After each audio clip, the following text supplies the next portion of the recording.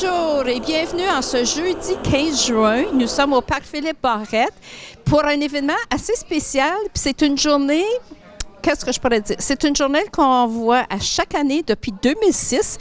Et mon invitée aujourd'hui, Mme Joanne Dimorizio, elle est ici pour nous parler de cette fameuse journée.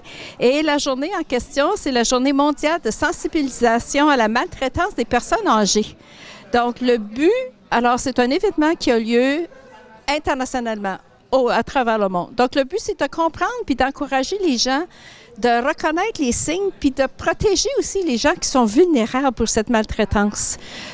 On parle de maltraitance, des abus, il y en a de toutes sortes. Il peut y avoir l'abus physique, l'abus émotionnel, financier, même négligence. Alors, le but de cette journée aujourd'hui, c'était pour mettre en place des actions pour prévenir ces abus, encourager les gens à rapporter soit les victimes ou si vous êtes témoin de l'abus à une personne aînée. Rappeler aux différents gouvernements, ceux qui prennent les décisions, les organismes. Alors, on leur demande de développer, d'implanter des stratégies et des systèmes de support pour prévenir cette maltraitance et aider les victimes.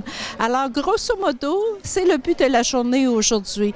Donc, j'ai le plaisir de vous présenter, je l'ai mentionné tantôt, Joanne Dimorizio, qui est la directrice de Indépendance 65 à Témiscamingue, qui est une des organisatrices de cette journée qui a lieu au Parc Philippe-Barrette. Alors, Madame Joanne, bienvenue et merci d'avoir organisé cet événement aujourd'hui. Bien, merci d'être avec nous aussi, à vous. Merci énormément. Et pour spécifier que on a un comité de la maltraitance à Témiscamingue dans notre MRC, que ça fait des années qu'on est en groupe.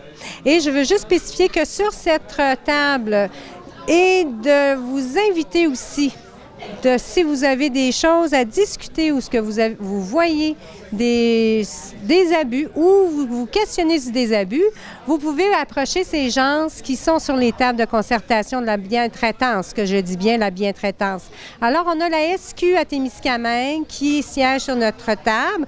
On a une agente de services financiers de la Caisse des Jardins. Ça peut arriver des fois que vous doutez de quelque chose qui se passe entre voisins.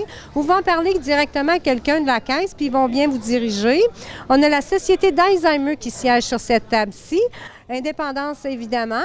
On a la table de concertation de Ville-Marie qui siège sur cette table. Stéphanie Julien de la FADA qui siège sur cette table, ainsi que Simon, un organisateur communautaire. Nous, à Témiscamingue, on a Claudie qui veut siéger sur cette table maintenant. Alors, le but de ces tables-là, c'est de trouver comment est-ce qu'on peut sensibiliser les gens, oui, à la maltraitance, mais à les emmener à la bientraitance.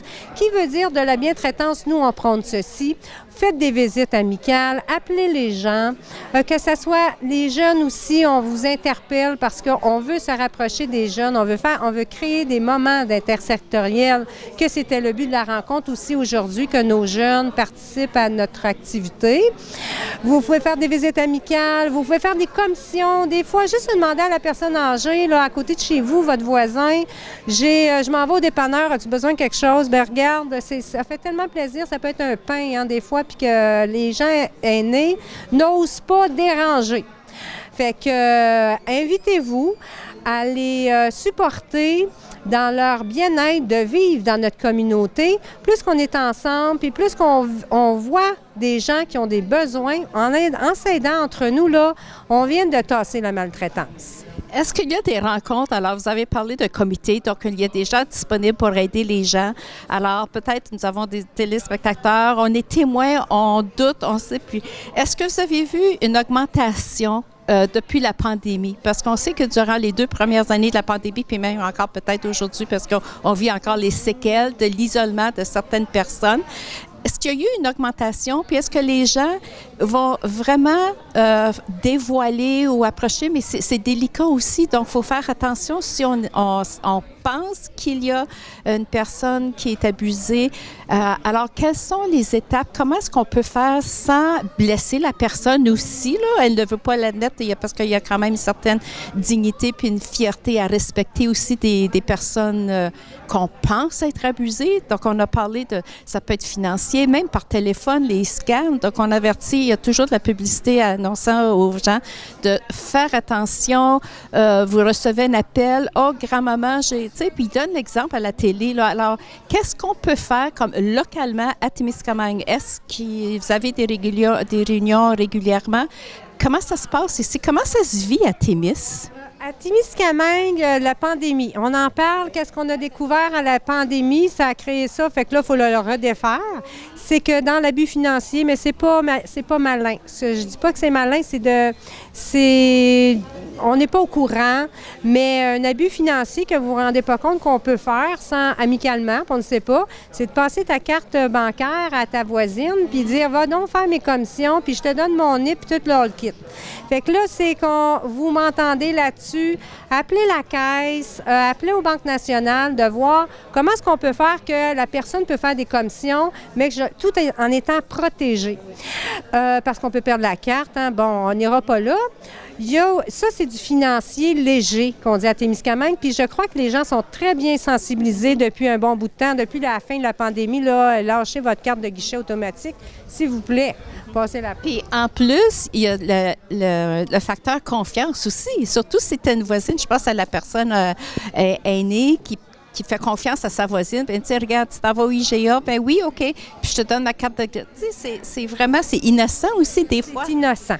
Effectivement, fait que si on fait attention à ce qu'on peut partager comme information. On a aussi l'abus cellulaire, puis les pauvres aînés, là, ils reçoivent des appels numéro 1, je sais pas quoi, puis là, ben ils répondent, puis ils disent oui, puis si vous savez pas, vous faites juste dire ça, moi, c'est mon petit truc amical, là. OK, regarde, excuse, je prends ton nom, ton numéro de téléphone, puis j'appelle mon fils puis ma fille, puis on te revient là-dessus.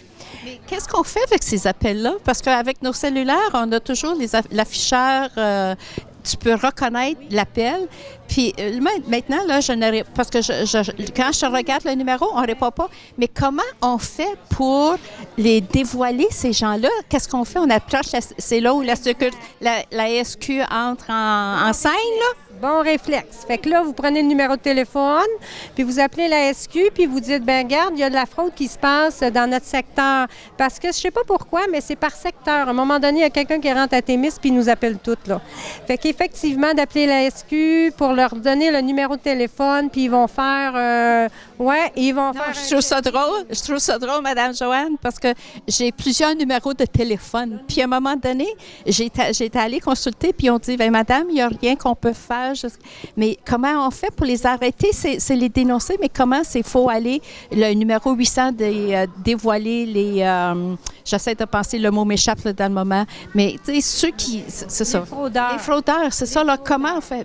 You know? C'est très complexe, puis des fois, ils vont vous dire, vous n'avez pas payé votre loyer.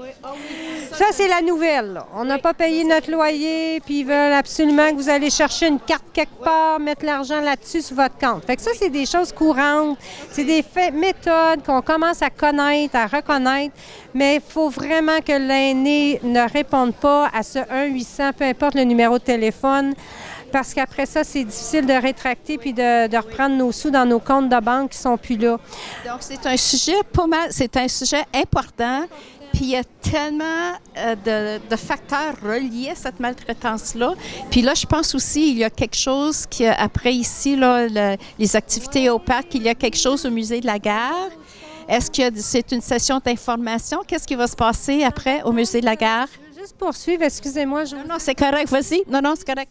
Tu peux avoir de l'abus psychologique. L'abus psychologique, tu vas te rendre compte qu'à un moment donné, il y a quelqu'un qui est dans un restaurant ou qui est dans un magasin quelconque, puis il parle rough à sa personne âgée, puis tu dis, mon Dieu, qu'est-ce que je fais avec ça? Bien, moi, je pense que dans le sens de le dénoncer, appelez-nous. Peut-être que l'aidant naturel ou la personne qui est avec elle, il y a de l'épuisement.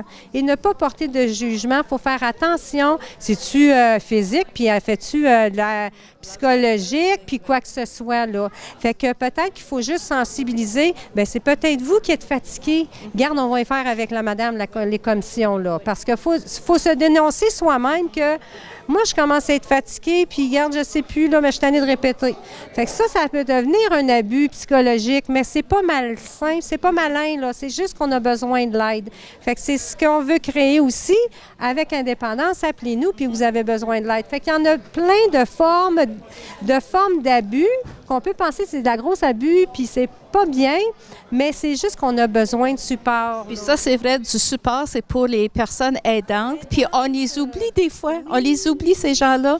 Puis elles ont besoin, ces personnes-là, autant d'aide, de support que la personne qui est affectée. Alors, c'est un sujet super intéressant. Même, on pourrait avoir un après-midi, une journée, une soirée d'information tout le temps. Oui. Mais de plus en plus, je pense que les gens, ils nous réveillent, ils nous sensibilisent pour qu'on soit vraiment à l'affût d'eux, puis regarder.